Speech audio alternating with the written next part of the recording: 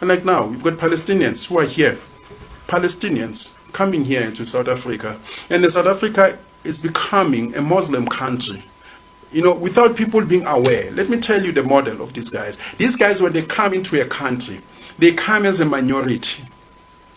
They preach religious tolerance until they become a majority. Once they become a majority, they will tell you, listen, this space is ours. This is Mayfair. This is, you know, east of Joburg.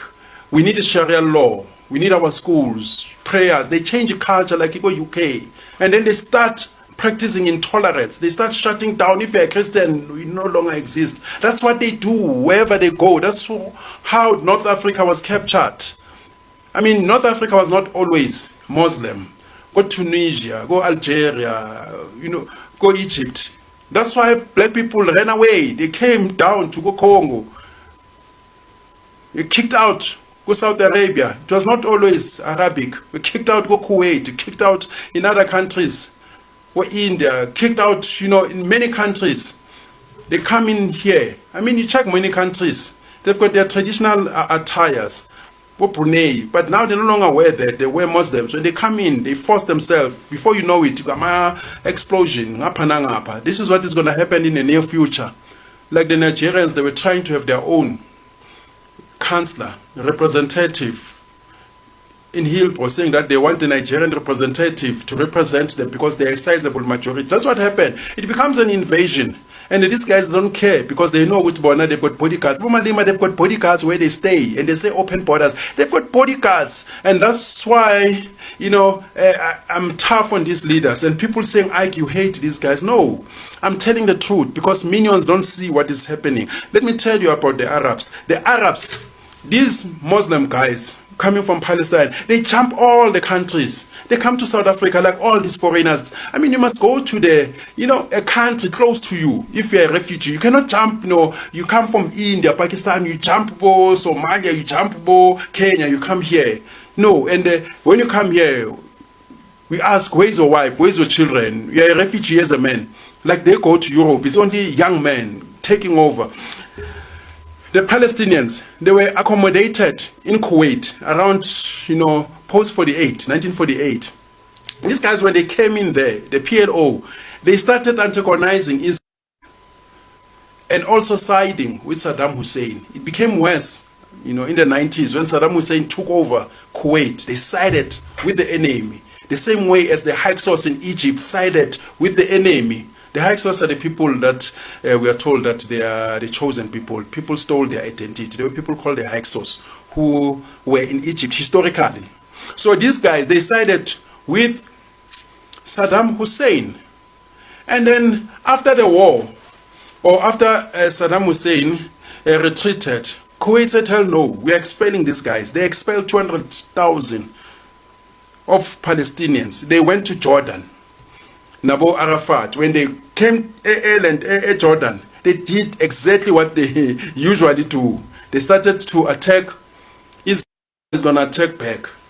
And then Jordan realizes, no, man, we are suffering. Tina, we don't have a problem that much in Israel. It's not our war. And then they started fighting the people of Jordan. They started, you know, fighting, wanting to take over Jordan. They were expelled again. They went to Lebanon. Lebanon hasn't recovered. Now, Lebanon, they attack. They wanted to take over. Wherever they've been accommodated, they want to take over. In Egypt, they came there, they wanted to take over. That's why Arab people don't want them. Egypt raised borders high. Nobody wants Palestinians. And people saying, how come Arab countries don't want them? Because when they are there, they want to take over. Saudi Arabia doesn't want them. Syria doesn't want them. Nobody wants them. Libya don't want them. Algeria don't want them. Because whenever they come in, they start plotting. Even Manje, South Africa is a playground. All these guys like about Al-Qaeda, they were once here plotting. We've got Cyprus Mafia, Serbian Mafia, Jerusalem Mafia. We've got all these mafias. Even wannabe Nigerian mafias coming here plotting, using South Africa, you know, as a playground. And then, what does it say about our currency? It's affecting us internationally. Our passport is no longer respected. Because we keep on allowing everyone under the pretense that South Africa belongs to everyone. And then our courts now, where they are, you know, interpreting the constitution literally to say everyone. Everyone doesn't mean everyone. It means a South African. They must, put context to that, but that's not happening, So these guys, they are sacrificing this country. And you've got misleaders, Bo Julius Malema, Bo Musi Maimane, Bo Zile, Bo Mashaba. I'll tell you, Herman Mashaba, he doesn't have a problem with illegal foreigners. He says document them. We don't have a problem of documentation, because what happens if Nigeria, they send 15 million? China sent, 10 million. Zimbabwe sent, a couple of millions. Maybe all foreigners, they're about 50 million. You document all of them. We still have a problem. The problem is people who are here unnecessary. People who are not adding value, and they're outnumbering us now, because even our birth rate, you go to nuclear hospitals, now called Rahima Musa. What's the name here in nuclear hospital? Is it nuclear? These guys, when they're coming here, they're taking over. I mean, Bomusi Maimane, one useless guy is always criticizing Dudula because he's a liberal. These are guys who are parachuted into our politics. We are born with two Muslim and Agana Bukasi. Indotena Makevs, you find out about Maporis. Indotena Makevs, you are born with us, Anga Dalitis, Yagazanga Inzini. Yabo, this is Fagip Shainai. Abo Zile. Zile, he is probably a globalist. Doesn't have a problem with illegal foreigners. And this is where I have an issue, especially the white constituency. The white constituency, great as, they are in South Africa, creating jobs, but when it comes to patriotism, they prefer these foreigners. I don't know whether because they are cheaper, but it is the very same foreigners who are killing them. There was these two ladies some time ago. I think they own a franchise, the Ocean Basket. Foreigner. South Africans don't have that culture of killing people. Even during apartheid, they never resorted to that. It will be one incident after a long time. Now, corner, big one, I think, death sentence. So they employ these guys, Kuma farms. Most farms are Turks. These Zimbabweans, Mozambicans, and then they say blacks are killers. Blacks are not the same. There's a South African black and the African black from Bujumbura. We are not the same. We don't observe the same things. We're different. You check about Western Cape. These guys, they want a soft life that did not work for. And then they will come and say, no, it's blacks who are killing us. Yeah, maybe the blacks of the ANC are different because they lived in Zambia, in Tanzania for a long time. They've assimilated to their cultures. But here, us who are here, we are different. Let us remind you of something. Remember, this thing of these 174 Palestinians that have landed here and they were allowed entry on account of this guy Gift of the Givers. Let us remind you that this is not the first time this thing is happening in this country. On 15 February 2023, 15 February 2023, Beitbridge border, we had 22 Afghanis that were found there.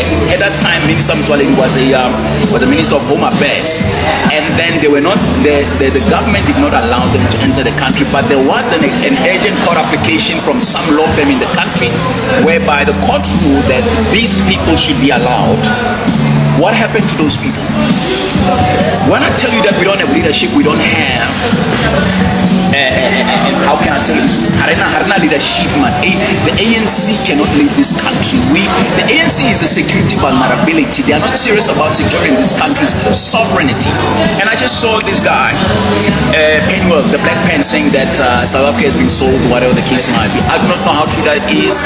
But one thing I can tell you that if we do not stand up and fight for our country, we are in a big mess, ladies and gentlemen, as citizens.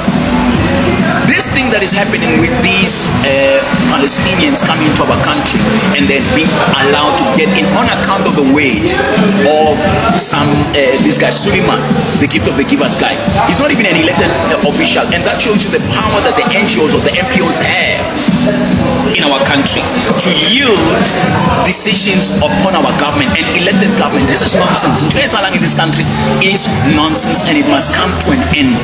We must take back our power as citizens. Lastly, Mbalula, he comes there and said there is a communication gap, as if he does not know what is happening. Bombalula are not truthful. These are people who should not lead the country. They shouldn't lead this country.